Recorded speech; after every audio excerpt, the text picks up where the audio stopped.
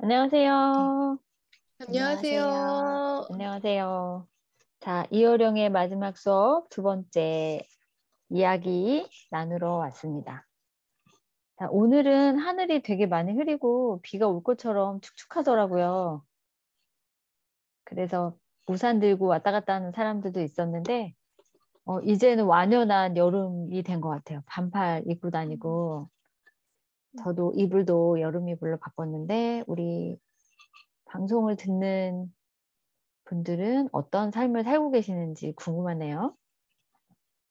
자, 저희는 이호령의 마지막 수업, 이호령 선생님의 그 죽음에 관한 이야기 나누고 있습니다. 오늘은 세 번째 나누는 이야기를 하려고 하는데요. 저는 요거 읽으면서 두 번째 파트가 큰 질문을 경계하라라는 그런 소제목을 가지고 있는데, 사실 이거 보면서 큰 질문이 뭘까? 이렇게 생각하고 읽기 시작했거든요.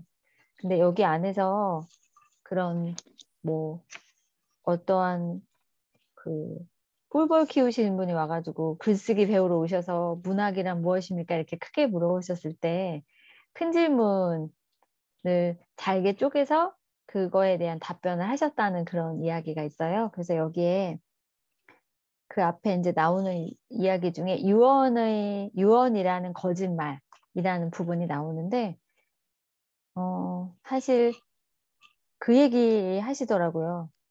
사람들이 죽을 때 진실을 얘기할 것 같지, 아니라네. 유언은 다 거짓말이야 라고 딱 얘기하실 때, 이게 무슨 얘기를 하시려고 그러는 걸까?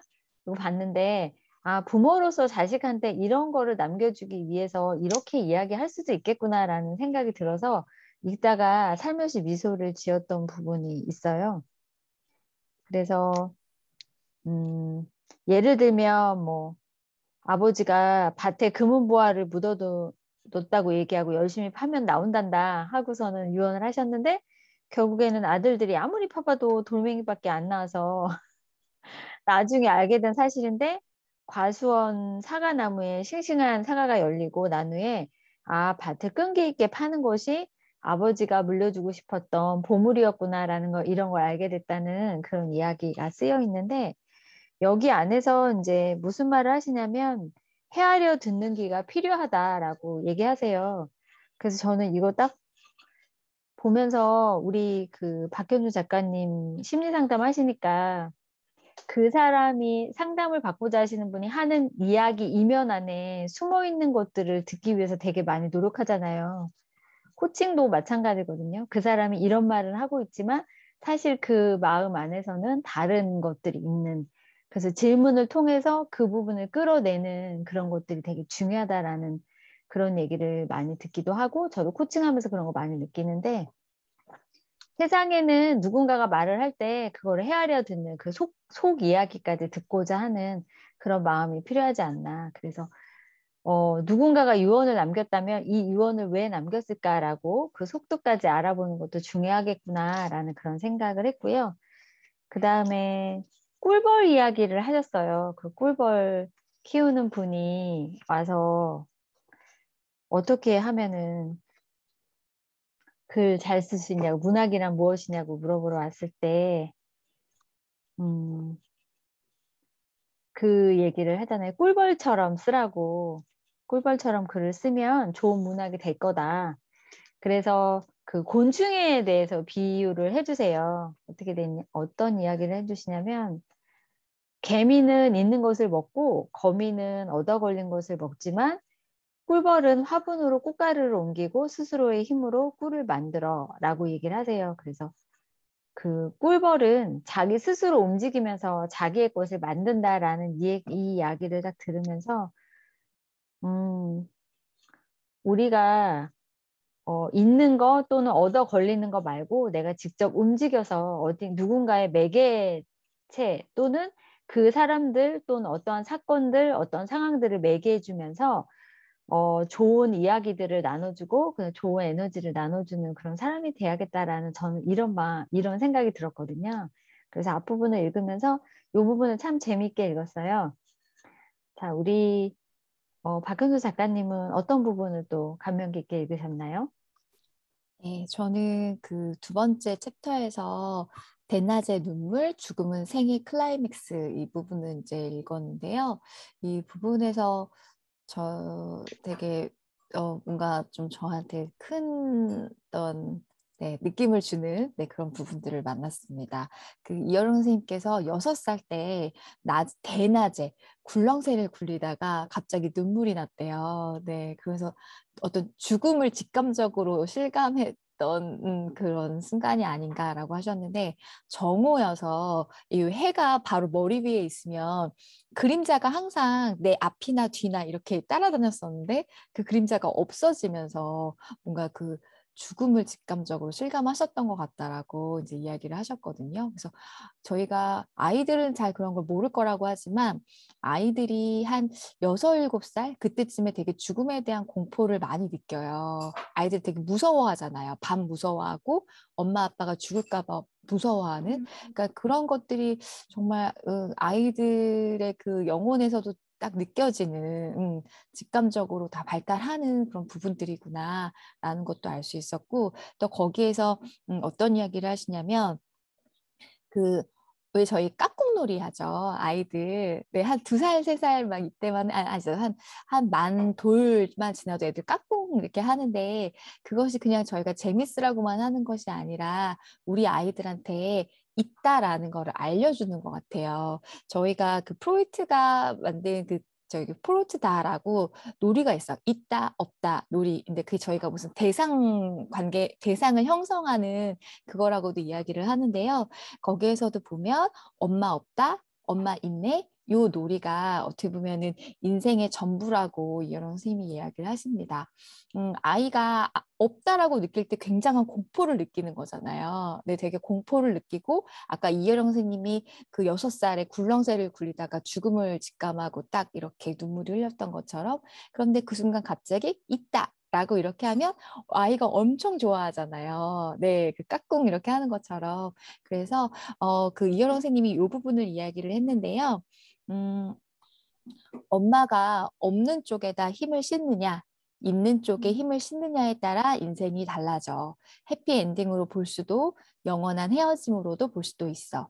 있다 없다 깍꿍놀이가 결국 문학이고 종교야 라고 네 이렇게 이야기를 하시더라고요. 그래서 저희의 삶에서도 죽음이라는 거 막연하게 항상 늘 불안하고 두렵고 이제 이렇게 생각을 하지만 저는 필연이라는 생각을 하거든요. 또 지금 사랑하는 사람들이 옆에 이렇게 다 있어도 사랑을 한다는 거는 또 언젠가는 분명히 헤어짐이 꼭 있게 마련이기 때문에 그런데 저의 곁에 있건 없건 항상 있다 쪽으로 네, 생각을 하는 거죠. 네, 나와 사랑을 했던 그 사람들, 또 내 깊은 인연이었던 그 사람들이 그 순간에 함께 했던 것처럼 언제나 나와 함께 있다라고 믿는다라고 하면 그 인생이 해피엔딩으로 가지 않을까라는 생각을 했습니다. 또 그 연장선상에서도 죽음이 또 다른 느낌으로 다가왔던 것 같아요. 네, 그래서 여러분도 엄마 있다, 엄마 없다 중에 어떤 쪽을 선택하실지 네, 저는 선택을 되게 중요하기 때문에 여러분들이 선택해 보셨으면 좋겠습니다. 네, 나눠주셔서 감사합니다. 그렇죠. 있다 없다 놀이 아기 때 많이 했던 저는 이불 갖고 했던 것 같아요. 이불 쓰고서는 엄마 얼굴 없어졌다가 다시 있네 그쵸. 하면서 아이가 네. 깨르르 웃었던 그런 기억이 네. 나네요. 그렇죠. 그러니까 그 아이한테는 그게 얼마나 기쁨이었겠어요. 그죠? 네. 그렇죠. 만나는 순간. 네네. 그래서 또 그런 있다 없다 놀이에 대한 부분을 또 이렇게 삶의 통찰로 써주신 내용 부분을 또 나눠주시니까 또 느낌이 새롭습니다. 자, 그리고 우리 사랑님은 어떤 부분을 또 재밌게 보셨나요? 네, 저는 3파트의 72페이지를 얘기할 건데요. 인간이 유일하게 다른 점이 있다면 우리는 음식을 먹을 때 유일하게 함께 먹을 수 있는 짐승이라고 합니다. 그래서 혼자 먹을 때도 요즘에 보면 스마트폰으로 이렇게 찍어서 보내고 그리고 뭐 이렇게 공유하고 막 이런 게 보면 사람은 관계 속에서 사랑하기 때문에 그래서 이런 특성이 있지 않나 싶고요. 함께 맞는 걸 얼마나 좋아하면 중국에서 상대편이 골을 넣었을 때도 한 골 먹었다고 합니다. 그래서 굳이 먹었다라는 표현을 하는 거는 어떻게 먹는 거에 대한 인간의 욕구와 그 집착이 좀 강해서 이런 표현이 우리가 생활이 되지 않았나 이렇게 얘기가 나오는데요.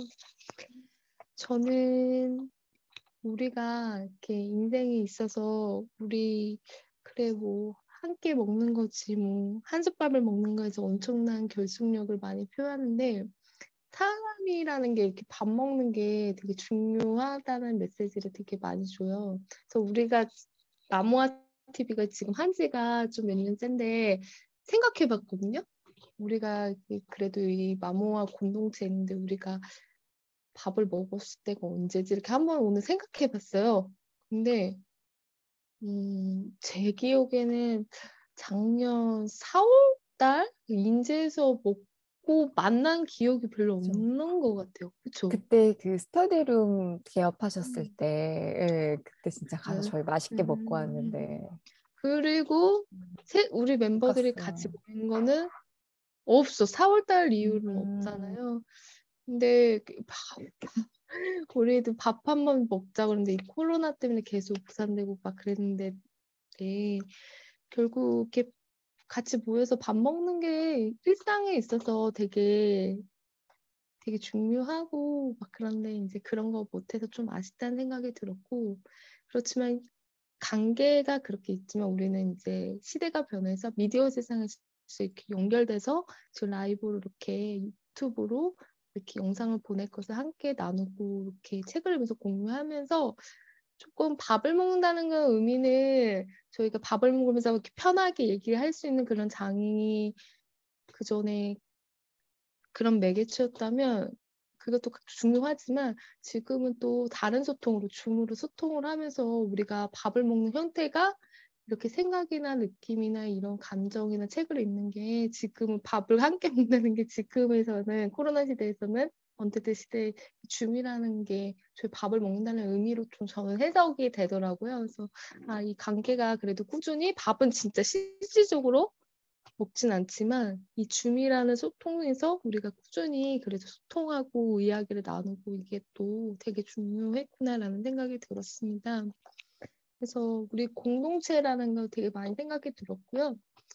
사람이 정말 관계 속에서 되게 이어진다는 게 참 중요한 것 같고 저는 사실 이효령 박사님 이렇게 아까 그 챕터에 다른 부분이 있었는데 그 되게 지성이 있고 똑똑해서 막 이렇게 스승의 날에 대한 그런 꽃 받는 거에 대해서 별로 욕심이 없을 줄 알았는데 이분도 정말 사람이구나. 자기한테 꽃 안 줘서 좀 외로움을 느낀다는 거 솔직한 표현해서 근데 어떻게 보면 그것도 내뱉기 쉽지 않거든요. 그 지성인 입장에서. 근데 솔직하게 되게 외로웠다고 얘기를 합니다. 그래서 결국은 사람은 관계 속에서 살아야 되는 게 맞고 관계 속에서 이어지는 게 맞구나라는 생각이 되게 많이 들었고요. 그 우리 공동체 안에서 이렇게 소통하고 사랑과 이어진다는 것에 대해서 저는 되게 자부심을 많이 느끼거든요. 그러니까 영적인 성숙과 더불어 지적인 성숙과 그리고 이렇게 일상을 우리가 얘기할 수 있는 관계가 이 공동체 안에 있는 게 참 저는 되게 행복하고 나눌 수 있다는 게 되게 너무 감사하다는 생각이 많이 들었어요. 그래서 이 공동체 안에 있어서 나는 좀 외롭지 않구나, 월요일만은. 그래도 이렇게 약속이 있고 이렇게 책을 나눌 수 있다는 거에 대해서 되게 오늘 감사한 걸 되게 많이 느꼈어요. 그래서 제가 느끼는 해석은 오늘 마모아 TV에서 이렇게 책을 나눌 수 있는 우리 공동체가 있어서 참 감사하고 그리고 이런 연결되어 있는 미디어 속에서 이렇게 이어짐이 참 또 감사하다라는 생각이 들었습니다. 아무튼 저는 이것으로 마치겠습니다. 감사합니다. 또 네. 사랑님이 해주신 이야기 속에서 우리 마모아 TV가 얼마나 됐고 우리 다른 분들이 많이 봐주시지는 않지만 우리끼리라도 그런 좋은 책들을 읽고 서로 이야기를 나누고 일상을 나누는 그런 것들이 참 소중하고 감사하다는 생각이 저도 깊이 들었습니다. 자, 네. 오늘 이효령의 마지막 수업 두 번째, 세 번째 이야기 나누면서 책 속에서 마음에 들어왔던 구절도 나누고 거기에서 느꼈던 부분들도 나눠봤어요. 자, 계속 이어령의 마지막 수업 책은 끝까지 계속 할 거고요. 또 이제 재생 목록 만들어져서 이어질 거니까 관심 있는 분들은 계속 들어주시기 바랍니다. 자, 저희가 나눠드린 내용이 도움이 되셨다면 좋아요, 구독, 알림 설정 꼭 부탁드립니다. 자, 오늘은 여기까지 하고 또 다음 주에 만날게요. 감사합니다. 감사합니다. 감사합니다.